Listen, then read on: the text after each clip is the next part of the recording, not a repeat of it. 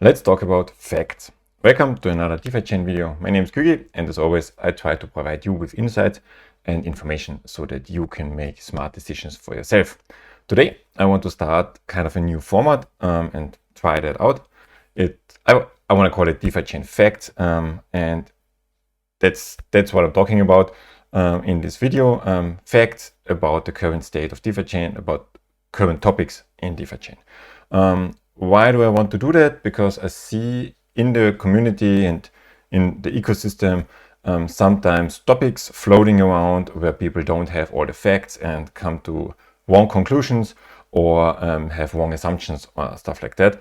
And I think sometimes it's good to remember the facts and go back to the facts, or also just know the details behind it and what's the current state of things. And therefore, I want to do that, and usually in a video when I do data, when I present analysis and stuff, I always have some kind of my own opinion or my own interpretation of the data or of the numbers.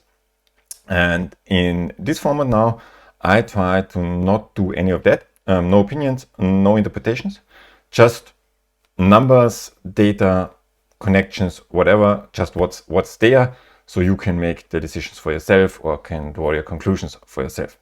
Yeah, I want to try that out. If you like it, leave a like. If you want to have other topics, fact checked, also leave a comment and tell me what you like, if you like it. And if people like it, we do more of that. If not, then not. Today, I don't want to make the video too long, because if no one likes it, it doesn't make sense to make a long video. So I start with 3 topics, and I want to talk about basically the Kucoin arbitrage topic, this Reddit post that was there a few days ago about address that sells a lot of DFI on the DEX. And we look a bit into that, what are the facts around that whole topic. Then the old topic about DFI DUSD swaps and their effect on the DFI price, what's happening there. And then the also old topic about gateway liquidity and what does it mean and what effects do we have with the gateway liquidity of the USD. So let's start right in. First topic, the Kucoin arbitrage. It's already in the name, Kucoin arbitrage. There was this topic about this address, DHCP something, and that someone on Reddit said that this address is responsible for all this downtrend of DFI against Bitcoin in the last year, I think, or more than a year, and did some analysis on what's happening there and why they think that this is responsible, and this assumptions that this is Bake selling DFI or some other whale and stuff like that. And in the end, it turned out that even the guy himself, or the poster itself, said, okay, that's not all the case. It's likely arbitrage. But let's look a bit into that, and also what you can do if something like that comes up and you want to look into stuff like that. What are the numbers behind that and the things that's happening here.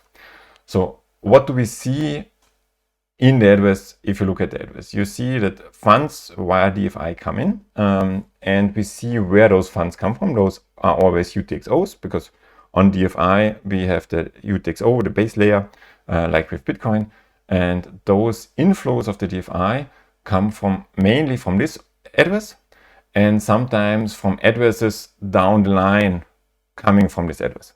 And if you know what this address is, I mean, it's already here in the picture.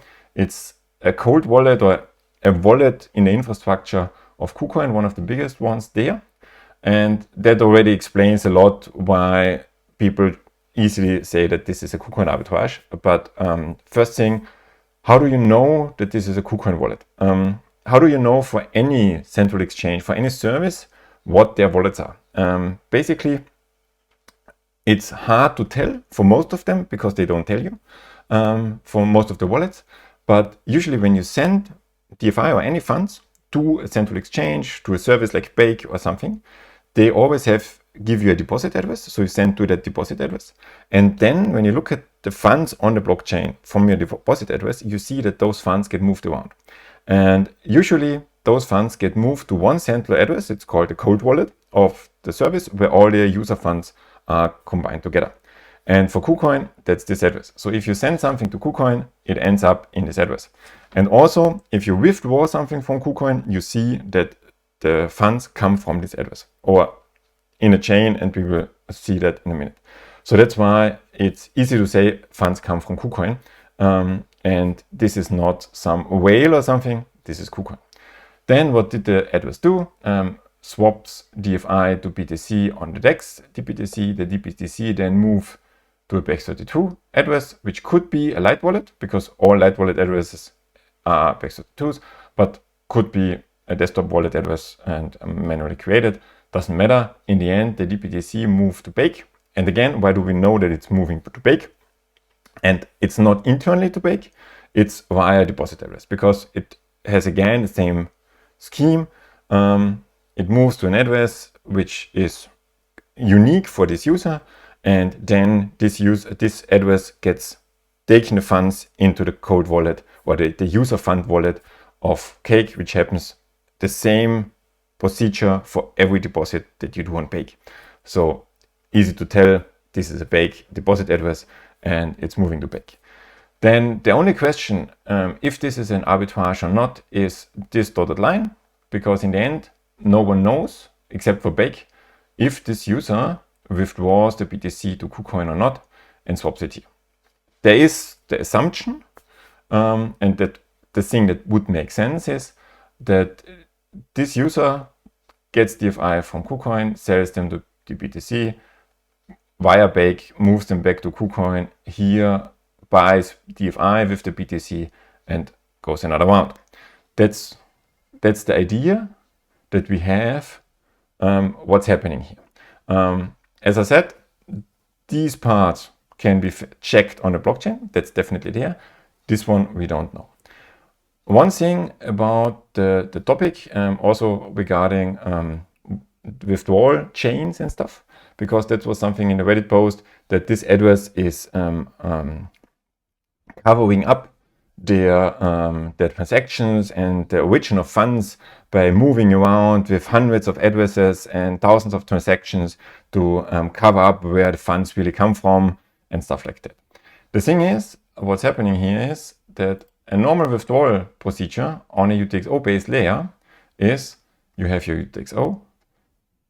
If you send something with UTXO, you send it to this address, that amount, and the remaining funds from that UTXO needs to go to a change address. That's standard best practice in the UTXO world coming from Bitcoin, where you send the funds and the remaining funds go to a change address. And usually in such cold wallets, you have consolidated big UTXOs. So you have one UTXO with 1 million DFI, for example, or more. Now, if someone withdraws 50,000 DFI, you take the full million from this one UTXO that you have in there. 50,000 goes there. The remaining 950,000 goes to the change address. Now you have the start of such a withdrawal chain, as I call it, because it goes to the change address. Now another user also wants to withdraw. They take the 950,000 from the change address, send 1000 DFI, whatever the other user withdraws, change goes to the next change address, and so on and so on and so on and so on, until this UTXO is used up for withdrawals, and then other UTXOs come in for the deposits, and then sometime they will consolidate again and then do the next chain. So a DFI withdrawal can come directly from the wallet if it's the start of the chain, or it could be that this withdrawal comes down here. So this address is now somewhere number 50 in this withdrawal chain. And if you look at that and don't know that this is a withdrawal chain and that this is the cold wallet of Kucoin, it looks like that this address is sending around a lot of transactions between different addresses and everything to cover up what's happening with the funds. But in reality, it's just a cold wallet and a normal withdrawal chain with UTXO change addresses. So no cover up here, nothing, just standard procedure for withdrawing funds from a central service. By the way, that's also the same as Bake does it. If you withdraw funds, DFI from Bake, you see the same pattern coming from a Bake address with the chain. So that's the topic about the multiple addresses that's happening here. The next thing is that people got confused by the topic, can this be even arbitrage? Because it uses no max price or high max price, so no slippage protection. And arbitrage should happen at the same time on both sides, right? And it doesn't because it's sending the funds. Well, the thing is this. How does arbitrage work? Basically, arbitrage is you swap the asset on one side, BTC to DFI on Kucoin. You swap it on the other side back. And if the one side gives you a better price than the other side, you win. Then you have your arbitrage. You can do that at the same time. It could be that they do it at the same time because we don't know when they do that on Kucoin. It could be that they have funds on Kucoin and on the DEX at the same time. And the moment they get executed on Kucoin, they also execute the swap on the DEX. Or it could be that they don't have enough funds, so they do the swap on Kucoin, send the DFI over, swap it here. As long as this sending doesn't take too long and they have enough spread on their trade, it's perfectly fine and they get the win from the arbitrage. So can also be arbitrage with a time delay, then it's not perfectly risk-free, but that's live with central exchange DEX arbitrage. But also can be the case that they do the limit order here or the market order or whatever. As soon as they're executed here, at the same time they send the transaction in on the DEX side. So it's at the same time. We don't know because we don't see. So that's the topic regarding the timing. Easily doable and still arbitrage. Then the topic with the max price. As an arbitrage trader, you want no position in market. So think about it. If you do the swap BTC to DFI on Kucoin, usually when you do arbitrage between a DEX and a central exchange, where you have an order book, on the DEX, you always have your liquidity. On the DEX, you always have your pool where you know roughly or pretty exactly what price you will get when you get into the mempool now. On the central exchange with the order book, you are not that. You have a really good feeling of what you get right now, but in the next second, in the next 5 seconds, 10 seconds, the limit orders that are now in the order book can be removed completely and you get a completely different price. So there is a bit of a far bigger risk of slippage on the central exchange than on the DEX. So usually if you do arbitrage between the central exchange and the DEX, you execute first on the central exchange. And as soon as you're executed there, you know your price there, you hit the send on the order book or on the DEX on the transaction. I mean, not manually, you do it automatically, but you send it as soon as you execute it there. So if you think about that, you're now executed on Kucoin because you got the execution, Bitcoin to DFI, but you are an arbitrage trader. So you don't want a position in the market. You want to be market neutral or as much as possible. You just want to trade the difference. So now you have your DFI, but you want to go back into your neutral Bitcoin position.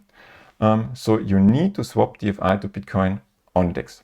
Either directly, as I said, at the same time, or you send the DFI over and then want to swap. So you don't want the max price. You don't want the slippage protection.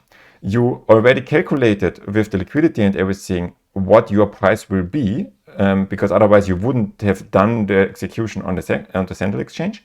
So you already know what's happening.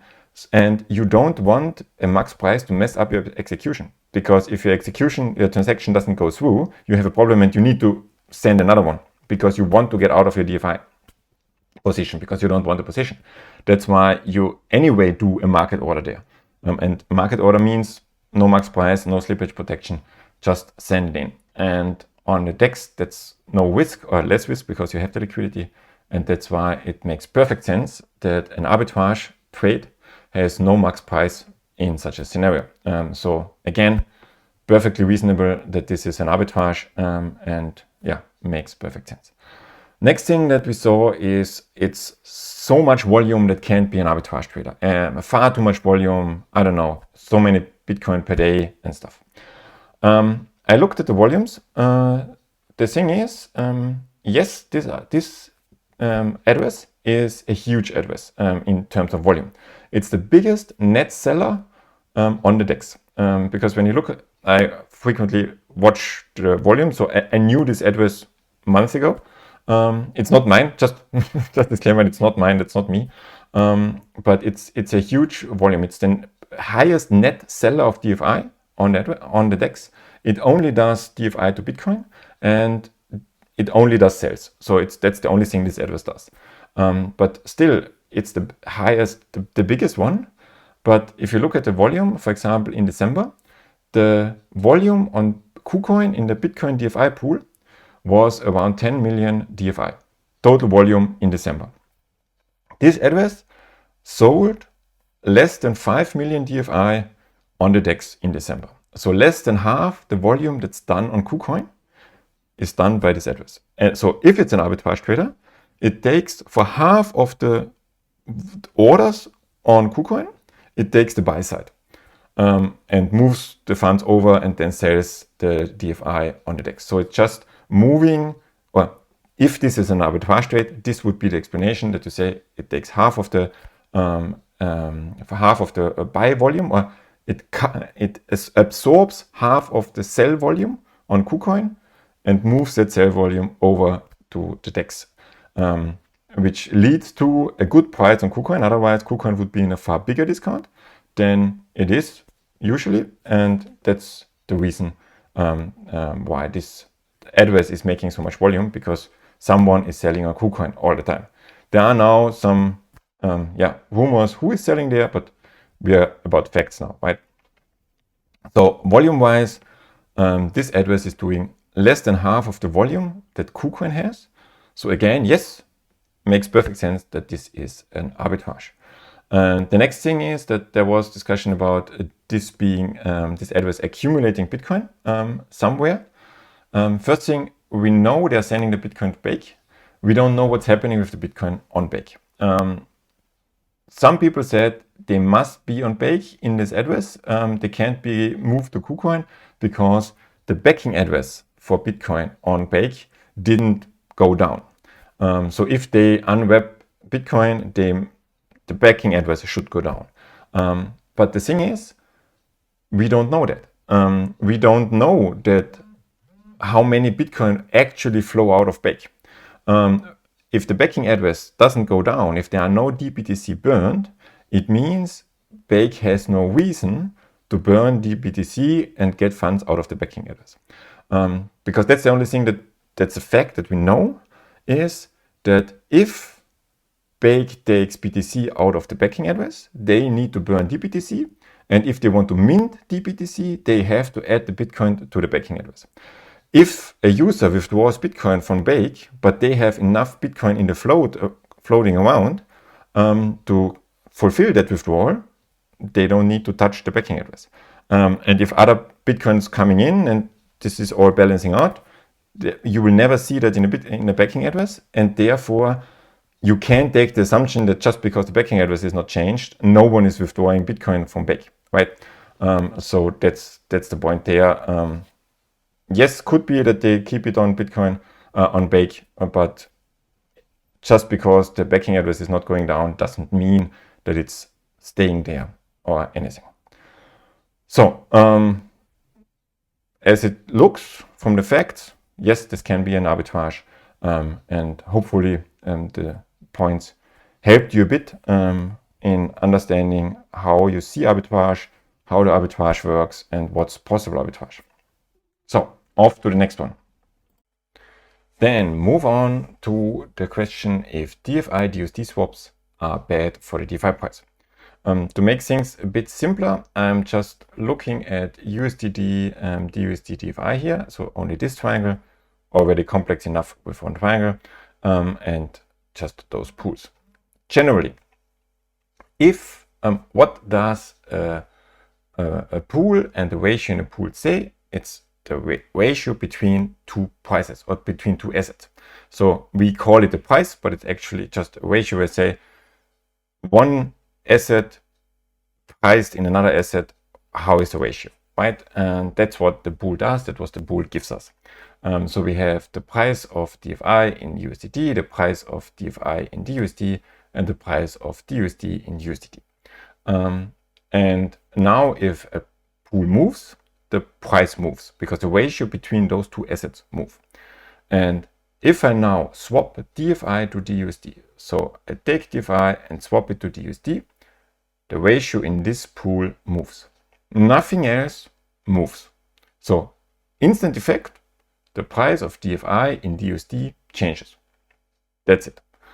Of course, there might be other effects. We'll look at that in a minute, but that's the important thing to keep in mind, that if you change the ratio between two assets, this need not have to have any effect on anything else. If I now take 10 million DFI and buy a house with it, I think is it a good price for a house? I don't know. I don't have 10 million DFI, so never mind. But let's say I take 10 million DFI and buy a house with it. The owner of this house takes the 10 million DFI and does nothing with it. Nothing. Just keeps it because he doesn't know what to do with it, whatever. Did that change anything for the price of the DFI? No. I could say I sold 10 million DFI, but no effect on the DFI price, right? If the owner of the house now takes the DFI, or the previous owner of the house now takes the DFI, sells it on the market, anything, then we have an effect. But just that changes the price of the house, because now this house is worth 10 million DFI, because the last transaction was that. That's the ratio between the DFI and this house.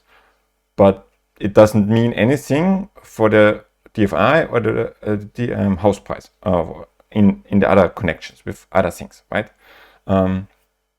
So just because the ratio between two assets change is not directly an effect on the other assets. Now, usually you have arbitrage which makes this effect possible. So if we have those three pools and there is no extra fee, just a 0.2% fee, so nothing extra, then of course we would have a strong direct effect, because if I then change the ratio in this pool, I change the price of the composite swap from USDT to DUSD here. And as soon as this price is more than the combined fee different to this price, so in this case more than 0.6% difference, I could say I buy DUSD via this price, via this path, and then sell it via this path, or the other way around, depending on what's higher, and make a profit. And by making this arbitrage profit, I make those two prices come closer together. So if the DFI DUSD pool moved, I buy DUSD, so the DUSD price goes up. Then I sell it here, so this goes down a bit, and I sell it here, so this price would also go down a bit. It goes down less than this went up, always in ratio to the liquidity and everything, because I move all pools and every pool moves a bit to adapt to this new price. But overall, I would move the price if I have the direct arbitrage. Now we have the 30% fee, and therefore we don't have direct arbitrage unless we go more than 30% difference, right? So there's no direct effect. And also, even with the direct arbitrage effect, you also need to consider the other arbitrage effects, right? Because there is this huge Bitcoin DFI pool. And if now, the same question basically, let's forget this part right now and say, if I now buy 10,000 USDD, swap it into DFI, how much do I move the DFI price? And the thing is, I would move the DFI price a lot in this pool, because this pool is not too big, so I move it a lot in this pool. But I don't move the DFI price overall a lot, because there are a lot more DFI arbitrage or DFI pools, a huge Bitcoin pool, a huge Ethereum pool. We have the SEX, the liquidity on the central exchanges and everything. So if I buy DFI here, immediately there would be arbitrage with the USDC pool, with the Bitcoin pool, with the Ethereum pool and everything. So that will all balance those 10K out over all the liquidity that we have in the market. And therefore it's not that big, right? So for the DUSD, it's a bit different because we don't have that much market and liquidity in the market for the DUSD. So moving this price here moves the DUSD up. But even if this move is spread out to this pool, if it's above the fee, it would still increase the DUSD price by this and this. But the DeFi price has a really low effect on the overall DeFi price because the volume that's happening here is really low compared to the volume that's needed to move the real DeFi price. So even that. But there's also another aspect to that regarding what is the effect and what's happening, which might help understand the connection a bit better. Because I understand that people have this, if I sell DFI, it must drop the DFI price. But as I said with the house, it might not or need not affect the DFI price. The question is always, what is the real price and what do I change? Because as I said, if you move DFI, if you swap DFI to DUSD, you change the ratio between those two assets. The question is now, what price changed? Did the DFI price just go down? So DUSD price stayed the same, but DFI price got down? Or did the DUSD price go up and the DFI price stayed the same? And to have a bit of a better understanding what I mean there, I added those price charts, or price lines, basically. Now, I think it's already moved since I prepared the video, but let's stay with these numbers for now. Let's say the DUSD price is at 41 cents. Let's move it nice here, 41 cents. And the DFI price is at 12 cents, and the DFI price in DUSD is at 30 cents. And this difference is the DBAC of the DUSD. So this difference leads to 41 cents here. Now, as I said, if DFI is swapped to DUSD, this means in this pool, DFI is sold in this pool. So this goes down. Might go down all the way to 12 cents. If this does go down, we now are at peg, and the question is now, what changed? Because right now, instantly, the price of DUSD in this route, so via this path, went to $1, but it's still at 41 cents. Let's ignore the arbitrage for now. Let's pretend that it's, okay, let's just move it to, I don't know, 60 cents. So we are within the 30% range. Via this pool, via this path, we are at 60 cents. Via this path, we are still at 40 cents. Now the question is, what happens?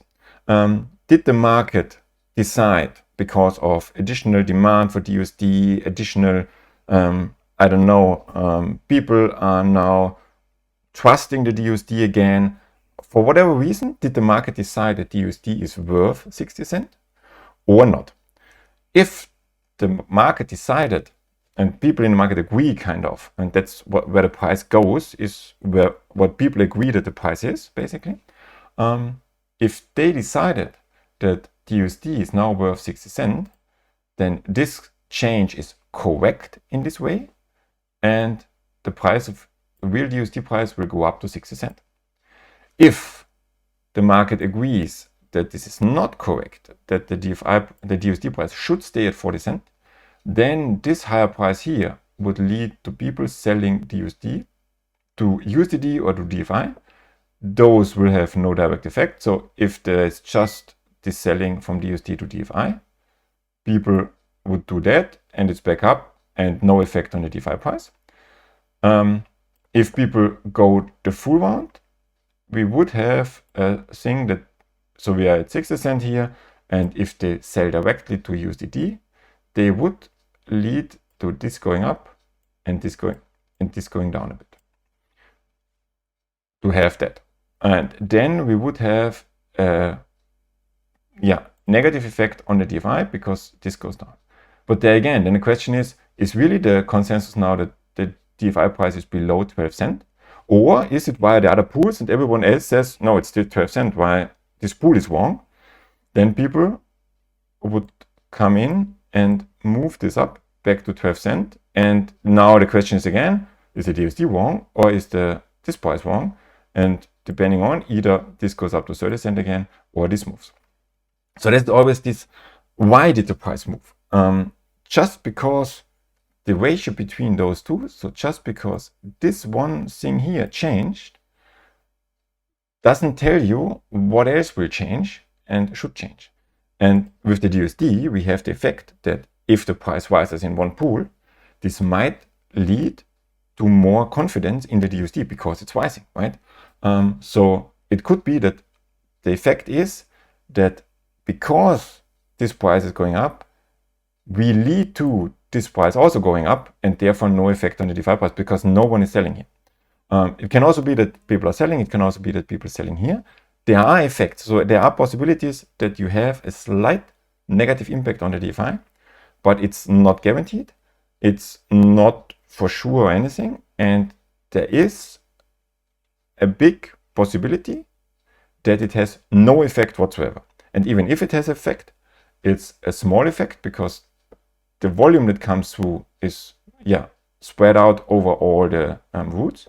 And the volume that moves this pool is then spread out over all the big pools and all the big liquidity, and therefore has a far less effect on the DeFi price than we have on the DUSD price. So with that in mind, I hope this cleared up a bit this why I always say DeFi to DUSD swaps do not, yes, there is one possible scenario where you have a small negative effect on the DeFi price, but there are also a lot of scenarios where you have no negative effect on the DeFi price, and therefore you can't say DeFi to DUSD swaps are bad and are bad for the DeFi price. As always, it depends, and that's the reason for that. And the main reason, as I said, just as a recap, the main reason why there is no instant effect is a 30% fee. So within the fee, you can move, and we can give the other paths, the stablecoins and everything, a buffer to adapt to the changed DUSD price. And if they do, so if the DUSD DeFi price goes up, or this price goes up, so the DUSD price via the DeFi route goes up, and the stablecoins follow, then we have no really low negative effect on the DeFi price. So, second topic done. Let's come to the last one. This is hopefully a quicker one. Gateway liquidity. I hear a lot of talk in the last months about gateway liquidity, and if there is no gateway liquidity, you can't sell the USD and you can't get out and all that stuff. Let's look at that. First thing to note, and please everyone keep that in mind, an DEX with an automated market maker is not running out of liquidity for selling. So if you want to swap an asset to another asset and you have your asset, you will always have liquidity in an automated market maker to sell that asset. But, and there's a big but, if you sell a big volume in a low liquidity pool, you always create slippage. Slippage always depends on how big is your volume, your swap size compared to the liquidity in the pool. If the pool has 10 million liquidity and you want to swap in 10 million, you move the pool a lot. If the pool has 100 million liquidity and you swap in 1000, you move the pool basically not. So this is something to keep in mind. But it's not running out of liquidity. So just because we have 8 million DUSD in the liquidity pools, in the gateway pools, spread over those 3-4 pools, doesn't mean that you can't sell more than 8 million DUSD. What's the point is, you can only buy. You don't even get to buy 8 million if there is 8 million in there, because you can't get all the funds out of the pool. So it's hard to buy all the liquidity because you can't get more than that out, but you can always sell in. And just to get the numbers, let's say you sell 50 million DUSD. Right now, that means 35 million hit the pool because 30% are directly burned and the remaining 70% hit the pool. So if 35 million hit the pool, the DUSD pools right now spread out according to that, The numbers are when I prepared the video, so I think now the DUSD already pumped, but just so you understand the stuff. This would lead 35 million, lead to a crash in the DUSD price to 2 cents.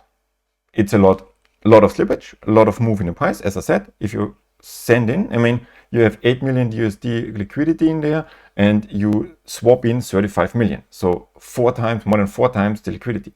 But you still get a price. You get stuff out, you get the swap done, just a lot of slippage and a lot of bad price.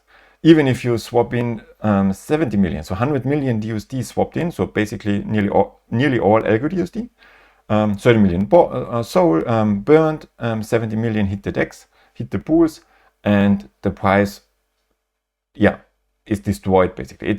It crashed down, sure, slippage and all, but it's possible, it's there. It's not that you're running completely out of liquidity.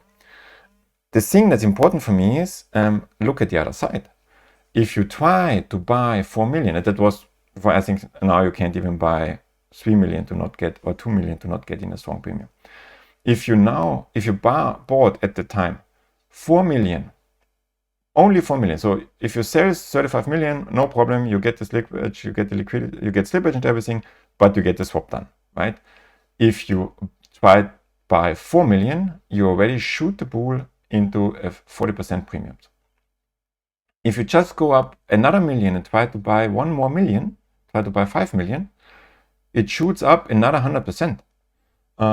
So this is the stuff. And as soon as you go to 6 or 7 million that you want to buy, you go with the price into the 100,000s. I mean, just to keep it, don't get spooked now by these prices. We won't ever get into a premium more than 50% of DUSD on the DEX, because with the volts you get the arbitrage, so 50% premium is the top. It's just how the pools would move, just so you have an understanding. The difference between selling something into a pool, there you can put in as much volume as you want. It's just that you get out less and less of the other side, because you can put in, it's just increasing the reserve in the pool, and the other side gets out less and less and less, and you change the ratio more and more and more. If you try to get a fixed amount out, you come to the limit, because if there are only 8 million DUSD in the pool, you can throw in as much DFI as you want. You will never get out more than 8 million, the 8 million that are in, right? So that's the thing with the gateway liquidity, that selling into the pool is always possible. Getting a certain amount out runs into topics and starts to move the price far more than swapping it in. So I hope that also cleared up this topic about gateway liquidity and the difference between selling something into a pool and buying something out of a pool. So with this, I'm through with my 3 topics. I hope this cleared up a bit the facts. I know just talking about facts is always a bit boring. So sorry for that. If no one liked it, just leave no comment, don't watch the video, and I don't do that ever again. If people liked it, leave a thumbs up, leave a comment, and then we check what comments we have and what facts on the DeFi chain we look at next. And with this, I think there is some pump going on, so let's check that one and see you in the next video.